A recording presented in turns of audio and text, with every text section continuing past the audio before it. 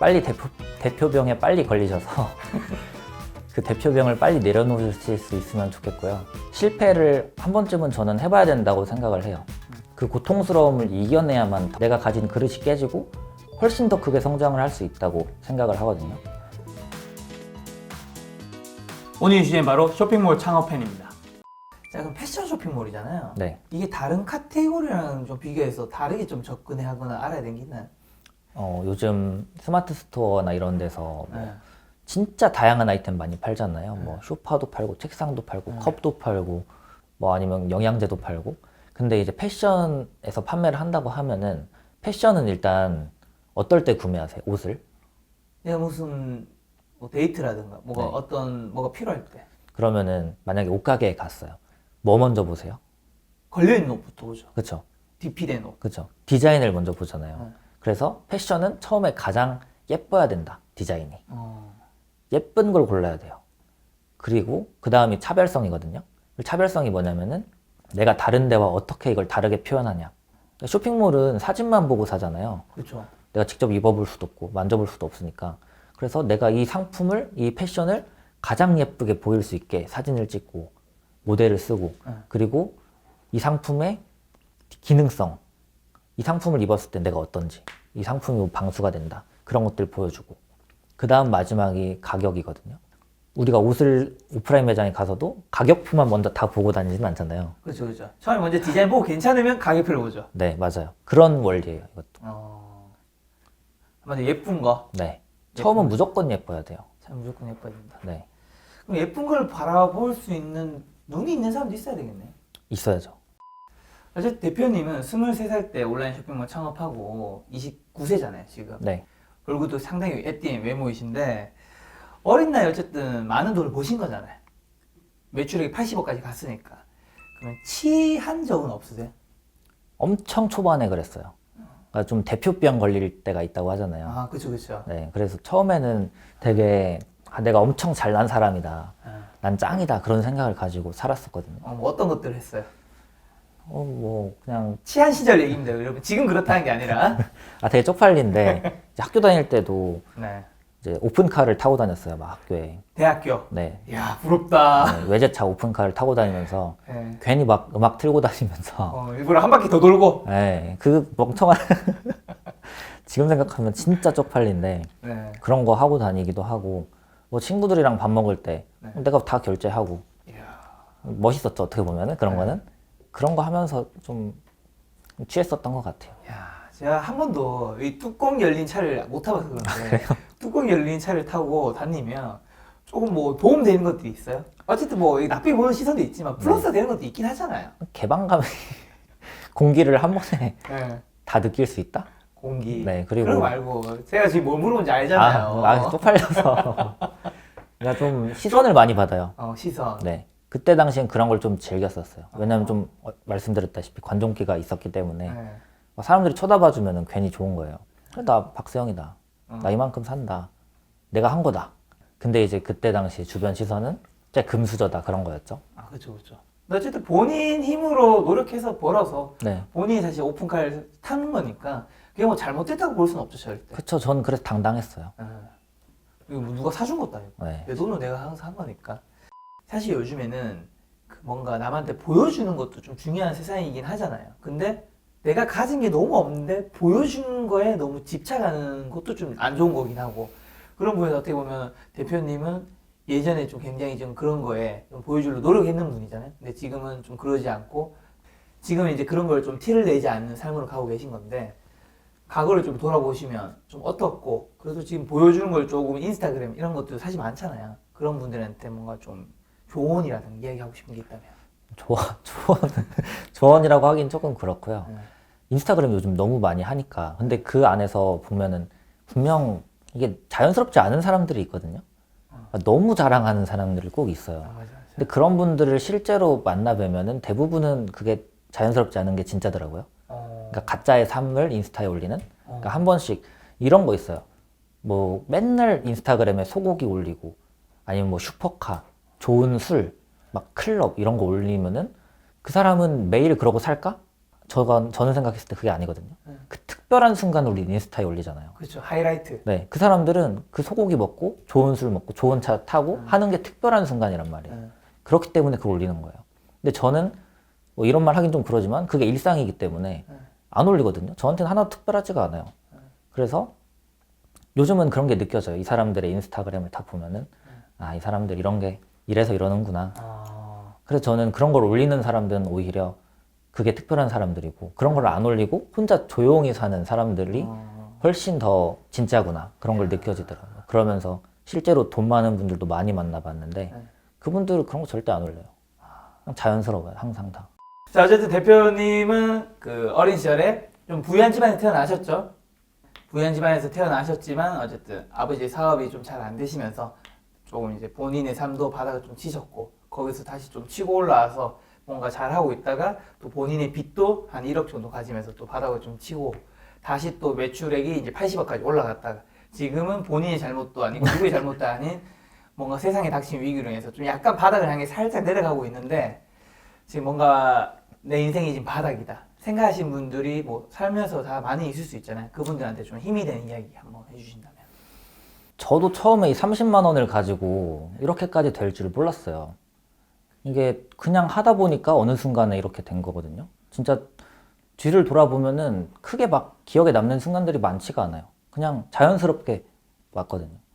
그래가지고 도전을 하시면은 좋지 않을까, 뭐든지. 저 같은 경우도 뭐 돈이 없어가지고 저희도 집도 없고 차도 없었거든요, 저희 집에. 그래서 맨날 힘들게 살았거든요. 뭐 라면 먹으면서 맨날 살기도 하고. 근데 여기서 제가 생각을 했던 거는 이 위기는 내가 극복을 해야겠다. 그것만이 이제 내 가족과 나를 지키는 방법이다라는 생각이 들더라고요. 그래서 그냥 미친 듯이 뭘 했어요. 난 가만히 있는 게 싫다. 뭐라도 해야 된다. 항상 그 마인드로 살아가지고 지금까지 쉰 적도 별로 없거든요. 그래서 매일매일 그냥 제가 창출할 수 있는 가치를 계속 만들어내고 그러다 보니까 이렇게 된 건데 매사에 좀 용기 있게 도전을 하시면은 저는 돌파구가 있을 거라고 생각을 해요. 그리고 기회가 오는 거는 진짜 아무도 모르거든요. 근데 저는 그 기회를 항상 다는 못 잡았겠지만 어떤 새로운 것이 왔을 때 다 잡았다고 생각을 해요. 많이, 최대한.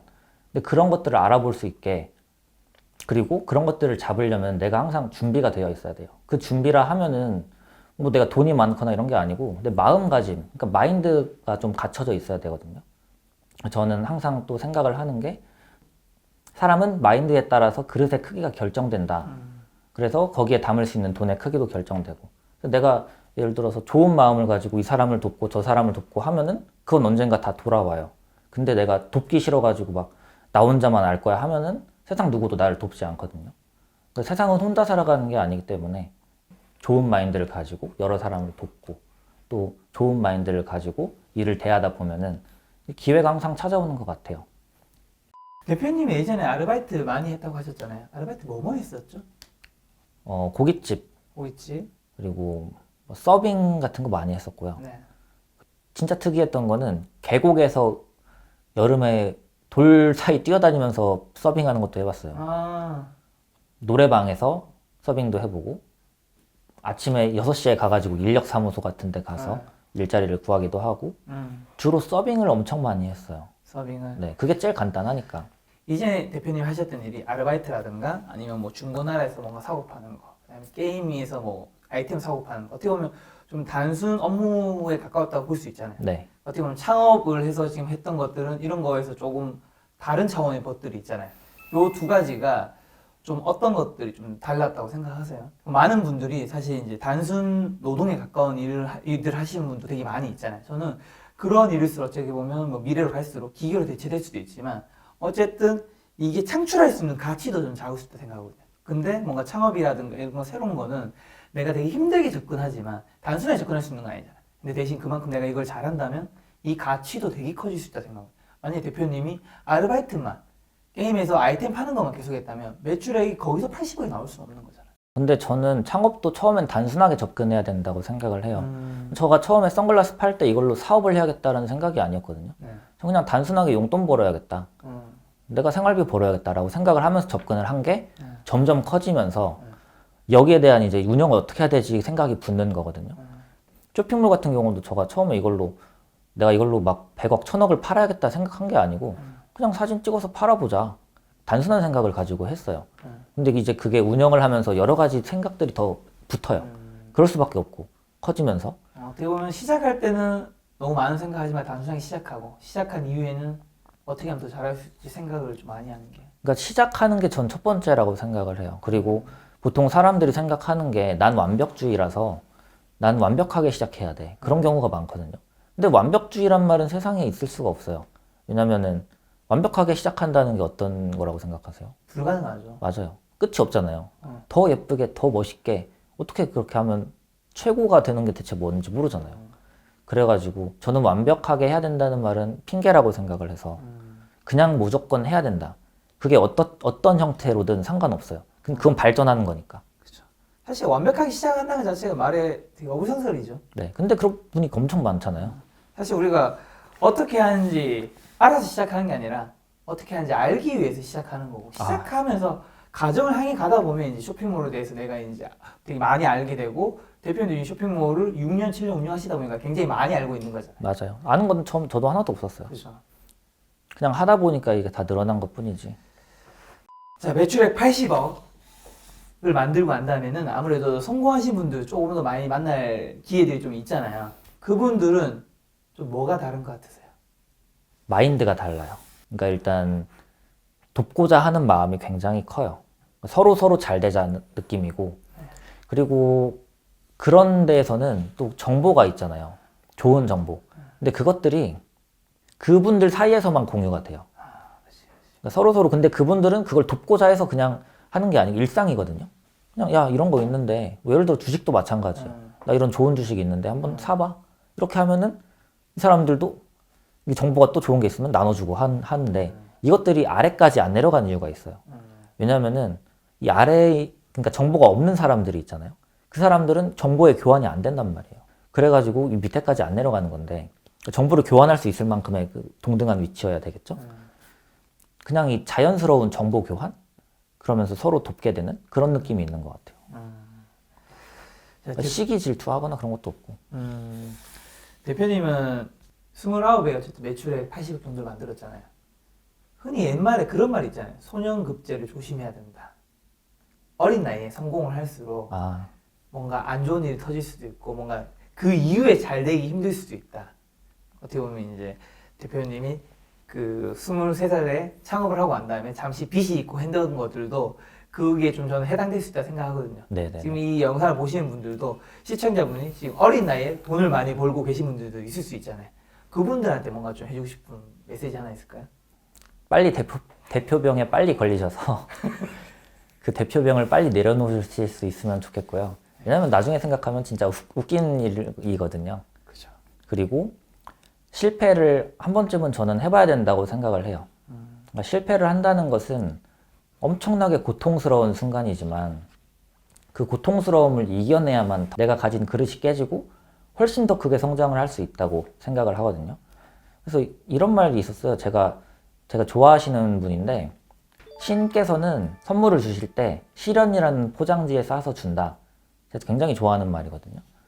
그래서 그 시련이라는 포장지를 뜯으면 선물이 나오는 거죠. 내가 그래서 이 실패라는 고통과 시련을 겪고 딱 이겨내는 순간 더 엄청나게 크게 발전할 수 있는 그 실패를 통해서 배우는 게 저는 엄청 크다고 생각을 해요. 실패를 근데 나이 들어서 하면 안 되잖아요. 그러니까 어릴 때 빨리 실패해봐야 되는 것 같아요. 지금 여러분들이 아시는 엄청 유명한 창업가들 있잖아요. 뭐 앨런 머스크나 뭐 제프 베조스나 뭐 스티브 잡스나 이런 분들 실패 안 해본 사람 없거든요.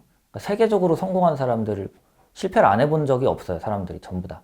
그래서 이 실패를 딛고 이겨내야만 그만큼 성장을 하는 거기 때문에 실패가 나쁜 거다, 고통스러운 거다 그게 아니고 한 번쯤 성장하기 위해 겪어야 할 성장통이다 라고 생각을 해주시면은 실패를 이겨내는데 더 큰 도움이 될 것 같아요.